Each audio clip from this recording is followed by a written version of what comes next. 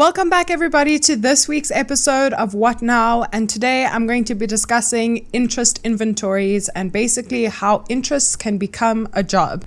So if you'd like to know more, let's get to it. So if you're anything like me, you grew up without a so-called passion. I had a bunch of stuff I was interested in, but nothing strong enough to call it a passion. And I kind of felt shit about it for a while since I saw a bunch of my friends have passions and are currently pursuing them. Not to fret, you don't need a passion to do well in life. You just have to be passionate towards whatever you choose to make your life from.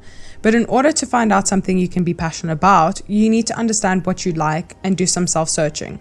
I will help you figure this out. This is what I like to call the interest inventory. Listing your interests is kind of like listing your strengths, because naturally you're not going to be fully interested in something that you're shit at, right?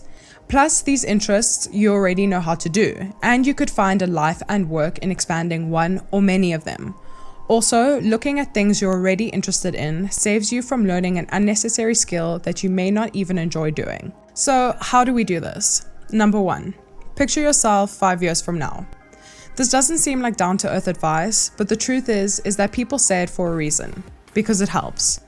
Picturing yourself in the future can give you insights on what type of job you should be heading towards. For example, do you picture yourself working in an office or from home, or are you running from each corner of the city getting stuff done?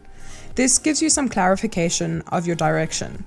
If you picture yourself working from home, you're not going to go and apply at every office job in your domain, nor are you going to go and apply for a party planning job. Next, you want to write down what you want from your life. This also seems vague, but it works.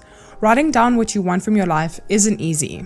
For example, this is the part about listing the hours you'd want to work, who you'd want to work with, if any people at all. Do you see yourself as part of a team or the one who's running the team? Take into account the type of person you are. Are you introverted or extroverted?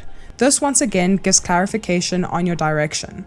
If you're a person who wants to work from home but wants to run a team, you can now see what it takes to do that in your specific field. List what you're interested in. This can be big or small interests. The point is to write down as many as possible, so you can see for yourself how many things you could possibly go into. Trust me, after having done it myself a few months ago, it made me feel 100 times less stressed because I now knew I had more options than I previously thought. Remember, these interests can be small.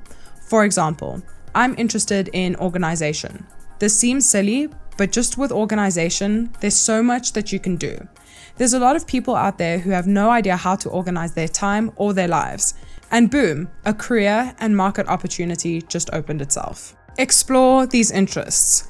Pick the one that resonates with you the most, and you could really picture yourself in a field related to that interest, and begin researching the types of jobs that are associated with the interest that you picked. Whilst researching, you might find a solution to a problem that no one has thought of before, or that someone has thought of before but did a really shitty job and that you could do 1,000 times better. Write down all of your options. And the last step is to talk to others.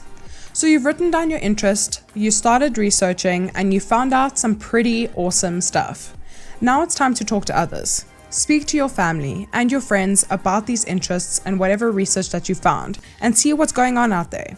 They could become your potential future audience. So see if there's a marketplace. Research whether people would be interested in a product or service you would like to provide.